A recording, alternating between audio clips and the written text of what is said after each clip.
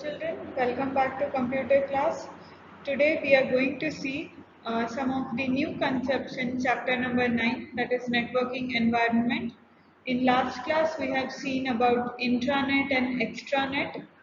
We have seen types of network, LAN network, MAN network and WAN network.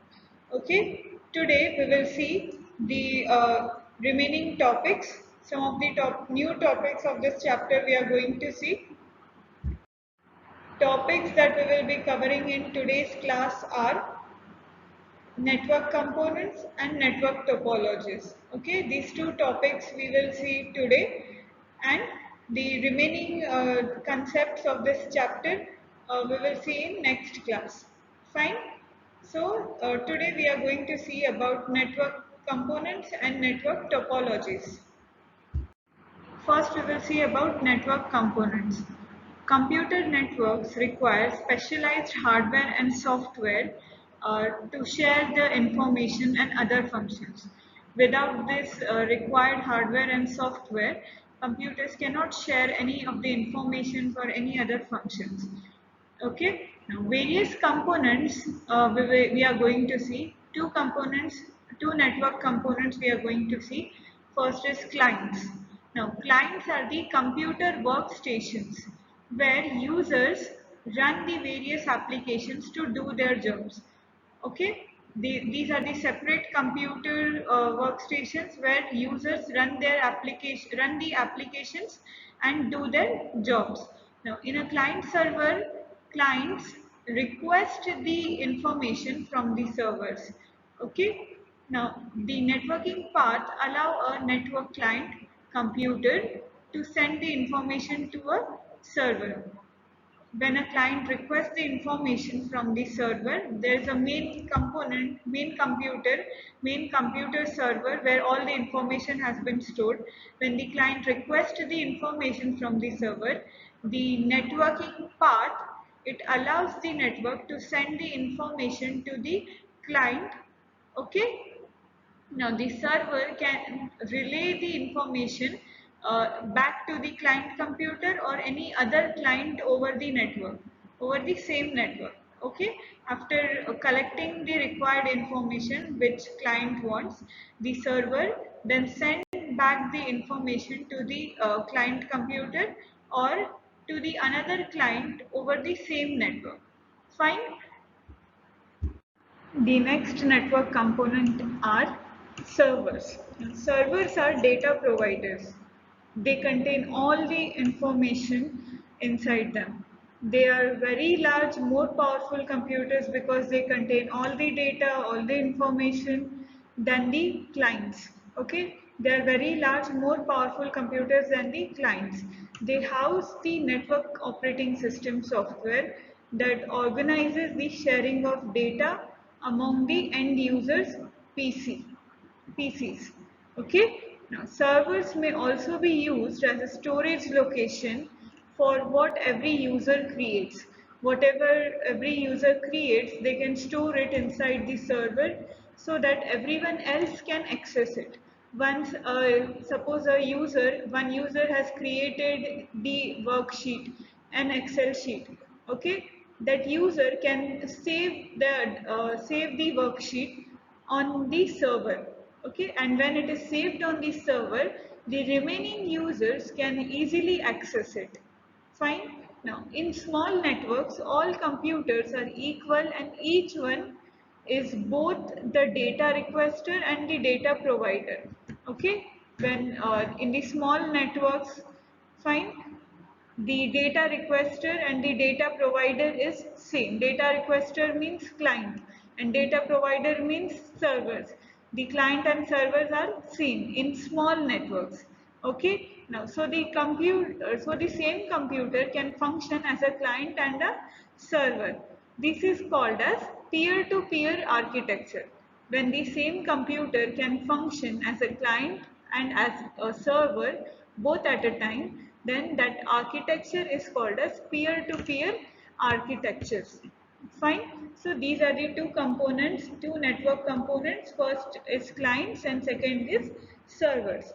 Clients are the data requester Okay, they request the information from the servers, and servers are the data providers.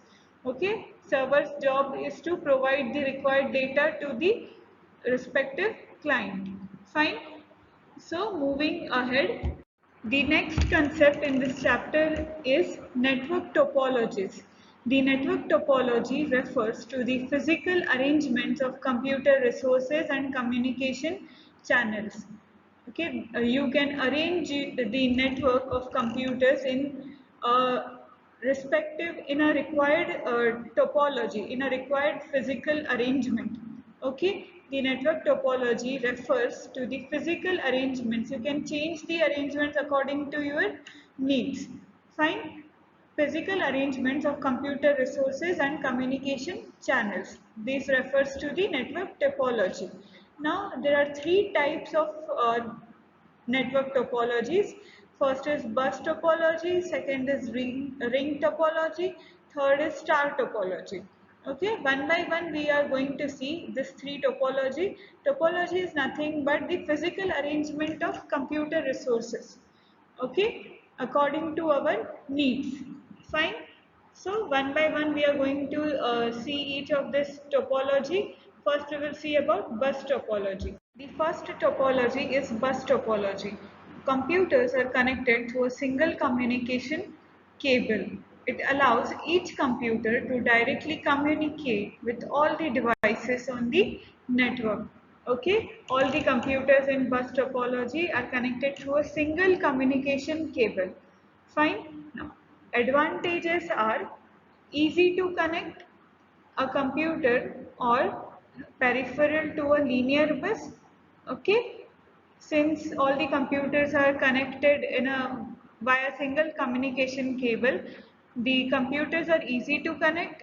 Now, needs less cable length than the star topology. Now, star topology we are going to see ahead.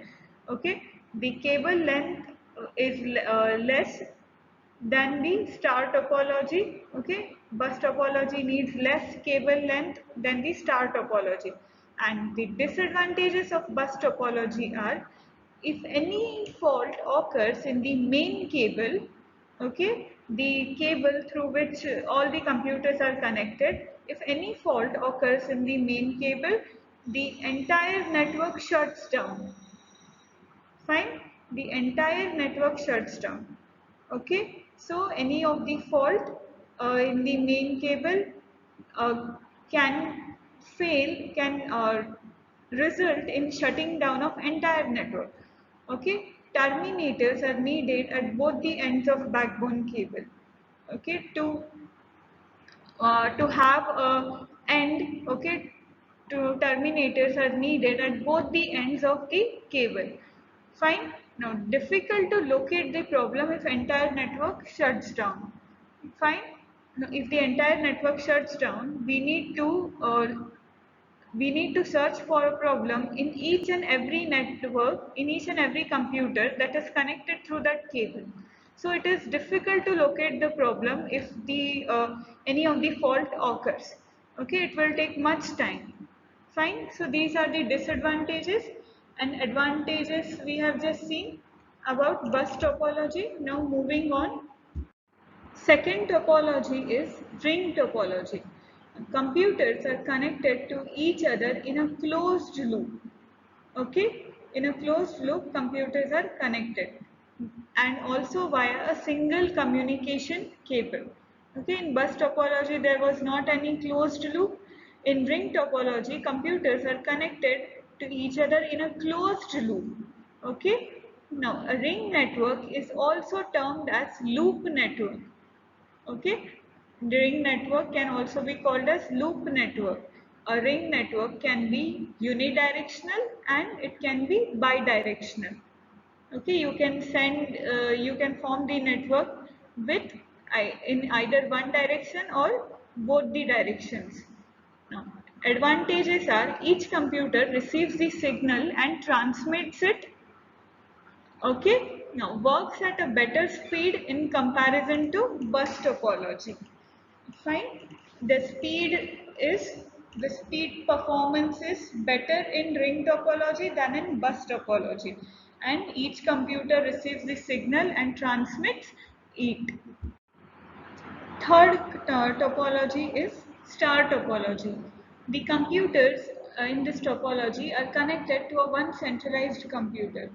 One of the main centralized computer is there, and all the remaining computers are connected to the centralized computer. Okay, this is the network of star topology. This is the arrangement of star topology. Each and every computer is connected to one centralized computer. Now, the only shortcoming of this topology is that entire network breaks down if any fault comes in the main computer. Okay, just as in case we have studied about bus topology, the disadvantage was if any fault occurs in the main cable, then the entire network shuts down.